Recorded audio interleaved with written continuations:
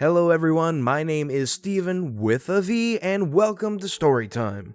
So today we're going to be reading some I Don't Work Here Lady stories, tales of some of the most awkward, frustrating, or otherwise inconvenient trips to an establishment. And let me just say, if you're not already subscribed to Storytime, please consider doing so. But with that being said, let's sit back, relax, and listen to some captivating Reddit stories. Uniformed Postal Worker refuses to take competitor's package. Karen unleashes heck. I, a mail carrier, was filling in on another carrier's route one day. On this route is a small business owned by a Karen. Not her real name, obviously, but you get the idea. Karen ships items with us, FedEx and UPS, whatever her customer prefers. This is understandable. Customer wants, customer gets. The full-time carrier on this route has left notes for anyone filling in and as a reminder to himself to check each item outgoing, because Karen apparently has no idea that the USPS, FedEx, and UPS are entirely separate entities, and will just put all of her outgoing packages in one big pile. So, I see the note to check and I do.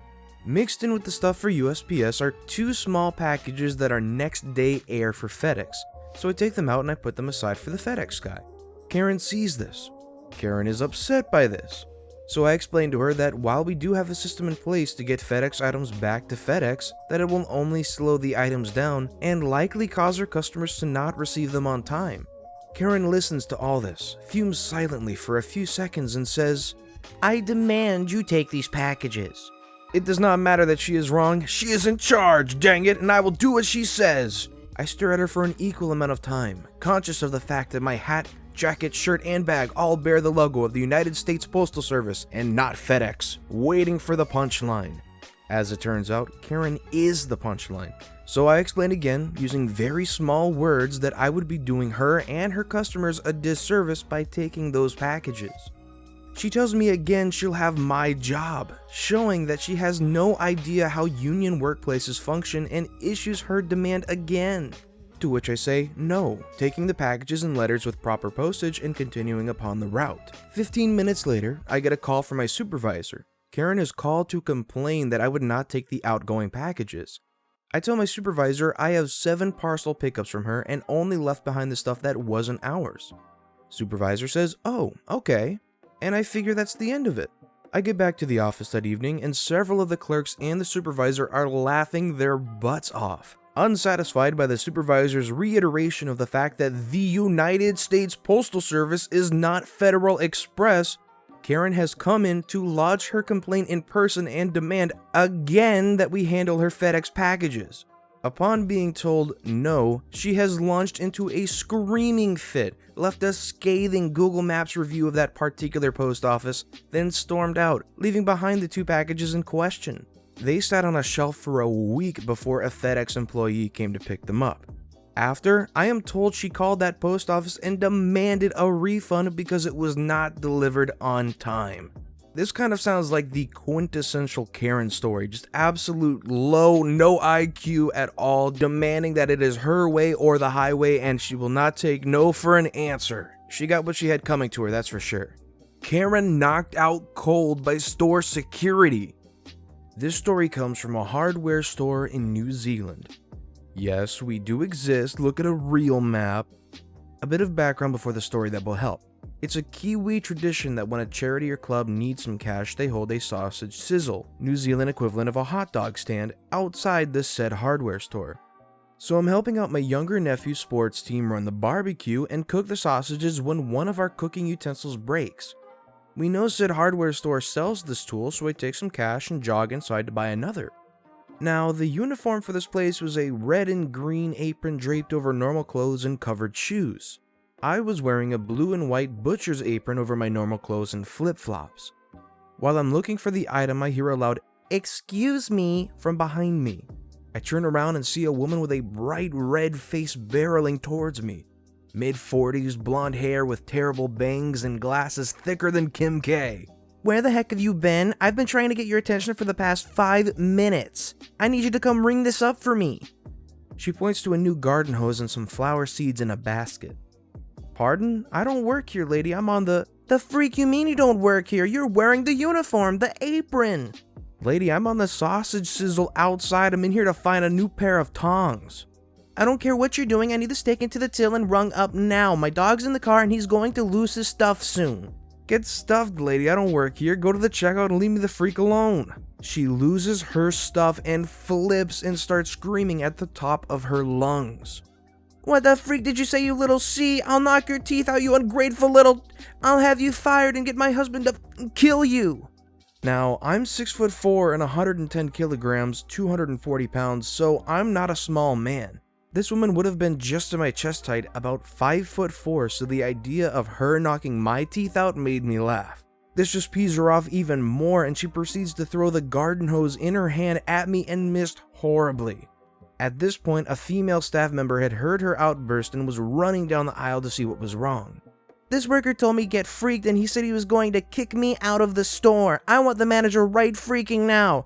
I'm going to get you fired and make sure you never work in this town again. The worker turns to me and then back to her and calmly says to her, "This dude doesn't work here. He's on the barbecue out front. He's a customer." I explained I was just in here for some new tongs and this lady came up to me and started screaming I had to serve her at a till and then threatened me and threw store merchandise that she hadn't paid for at me. Karen then proceeded to scream more profanities and insults at both the staff member and myself. This was enough for the real employee to ask the lady to leave the store. The woman proceeded to get physically angry and threw the rest of her items on the floor and started pulling items off shelves. The employee radioed on our walkie-talkie to get security to come down the aisle that we were in and escort the lady out of the building. Security arrived and had to physically escort the lady out of the building. And in her kicking and screaming and struggling, Karen manages to break free and starts throwing wild punches at security guards, hitting one in the face. This security guard was about my height and retaliated as such by swinging back and connecting straight with Karen's head. Karen's out cold and an ambulance had to be called to check both the guard and the woman. Police arrived shortly after, and thankfully the store had security cameras down each aisle and a review of the footage clearly showed what happened. When the Karen came to, she was charged with assault and was taken to the police station after a check over by the ambulance staff. Sad to say, the hardware store was out of stock on the utensil I needed, but heck if the trip in there wasn't worth it. Edit, for all the people asking about the dog was fine, the window was down and we gave it plenty of water. Someone came and collected the car and dog about 2 hours after the incident. I'm gonna be completely honest here, I'm just glad the dog is okay. That lady doesn't even deserve the dog. And what a shame OP couldn't get any tongs. And all because of a keyboard. Yes, it's me again, another story from the Walmartian. I was in Walmart in the electronics section looking for a new keyboard. I'm a klutz and spilled my Coke on the keyboard, and of course keys began to stick, finally shorting out. As I checked out the keyboards checking the prices, a somewhat elderly gentleman stood next to me. He was looking at the various styles and prices. He asked what the difference was between the two keyboards, and I told him one is just for everyday use and the other was geared more for gamers. He asked me why some are RGB backlit. I said it must be for aesthetics or something. Some gamers treat their PCs like they're classic cars. They're souped up with the latest tech. There are a couple keyboards here that are backlit so the lettering on the keys don't fade after time. I'm no expert in electronics. It's best if you ask a sales rep. The gentleman thanked me and found the sales rep. I picked up my keyboard and headed to the register when I heard a voice. "Excuse me, I have been waiting 20 minutes for you to finish." I said, "Impossible, I've only been here for 5 minutes. "Well, that's neither here nor there. Help me with this television. It has a picture of Netflix on it. Does Netflix come free when you buy it?" I said, "No, probably not." "That's false advertising if it has Netflix on the box. It should be free." I said, "Well, ma'am, you should email or call the television manufacturer or Netflix and suggest it." "Well, it has Netflix on the box. I am buying this television. I should get it free." "Ma'am, there's nothing I can do for you except tell you to get a Netflix account. I'm not too tech savvy when it comes to smart TVs." Then it dawned on me. She thought I worked there. "No wonder you only sell keyboards. You're not that bright." Then I uttered those magic words that has me posting here again. "Ma'am, you misunderstand. I don't work here. That gentleman I was talking to was asking my advice." And with that, the floodgates opened. The accusations of not wanting to help her, being lazy and sexist and even racist. I didn't try to interrupt her. I let her go on a mindless rant, all the while a crowd had filtered around us. Ma'am, are you done? Look at me. I'm in dirty jeans, high tops, and a Pink Floyd t-shirt, along with my winter coat. Since when is the standard issue for a Walmart employee? I spoke softly because I learned the best way to get someone's attention is talk softly so they'll quiet down to hear you. Ma'am, if you continue with this attitude, these people will think you're a serious threat to me and them and maybe even yourself. So please just calm down and try to comprehend these words. I do not work here. I am going to talk to you slow so these words sink in. She heard a few giggles and turned around and got a look at the people staring at her. She stopped like a deer caught in headlights. Some smirked, some just shook their heads in disbelief a grown woman would act this way. The woman just walked away with her tail between her legs, humiliated. I tried to be polite about it, but there is only so much a person can take. As she left, the crowd left.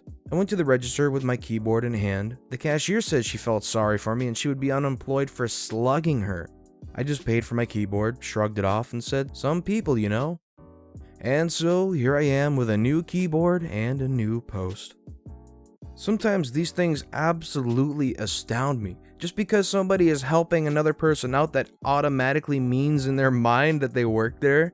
Even when they're like completely against any dress code at all, dirty jeans, high tops, and a Pink Floyd t-shirt, how does that equate to some kind of worker? Especially some Walmart worker, they all got those blue polos with the Walmart logo on them. These people gotta have some common sense. Entitled parent thinks I work at WonderWorks and demands I turn down volume in wind tunnel. Backstory, me and my family decided to go down to Myrtle Beach. It's on the east coast of the US for everyone who doesn't know, for vacation. Now, Myrtle Beach is kinda like a tourist attraction, hence why it has WonderWorks. And for those of you who don't know what WonderWorks is, it's basically like a mini amusement park with tons of science experiments and stuff inside. Anyway, they have a wind tunnel so you can see how fast winds are going in a hurricane, but this particular entitled parent and her kid didn't like how loud the wind tunnel was. So, on to the story. Wind tunnel starts up, entitled parent shouting over the fans, "Can you turn the volume down? I have a headache!" Me also shouting over the fans, "The door is right next to you. You can leave if it's too loud." Entitled kid starts bawling, but I couldn't hear him. "Look what you did! You made entitled kid cry!" Wind tunnel starts to stop. Me starting to lower my voice. I'm pretty sure the fans are what made him cry. Entitled parent still thinking the fans are on. "You made him cry! I told you to turn down the fans!" Some of you might be thinking that I work here, but nope. She somehow thought I was working there? Anyway, first of all, I don't work here and I told you the door was right next to you. The employee running the wind tunnel comes over. He will be known as E. What seems to be the problem? "Your employee didn't turn down the volume on the wind tunnel." Yes, she said that. First of all, he doesn't work for us and the wind tunnel is at a set speed. "Lies! I want him fired!" Again, he doesn't work for us. "I will get all of you fired!" Points to everyone in the tunnel. Mass confusion. Entitled parent screaming nonsense while she walks out the exit. Sorry everyone, some people may have a screw loose. Me still trying to process what happened. I'm going to go to a different experiment thing. Luckily, entitled parent or her child didn't come back, and I had a fun time there. And for you people who want to go to WonderWorks, it's expensive. $30 USD for one adult, $20 for a kid, and 3 and under get in free. Anyway, hope all of you liked this I Don't Work Here Lady story, and have a good day. A lot of times I try to understand the perspective of, I guess what you would say, the villain in these stories. And my only thought I can possibly put out there is maybe this kid had a sensitivity to certain elements, but then you would probably not consider putting them in a hurricane simulator at WonderWorks if they had such a problem. So this person's obviously just insane, entitled, of course, as was stated. But hey, honestly, I'm just glad OP had a great time at WonderWorks. And WonderWorks is a fun place to go. I've been there when I was a kid, but it's sad to hear that it's expensive. But hey, that's all the stories we have for today, so thank you for listening. If you enjoyed these stories, please consider subscribing to Storytime and leave any feedback you can in the comments below. I'm always reading them and I'm always working to improve my craft here as I share these stories with all of you lovely people. Thank you all again for watching and listening.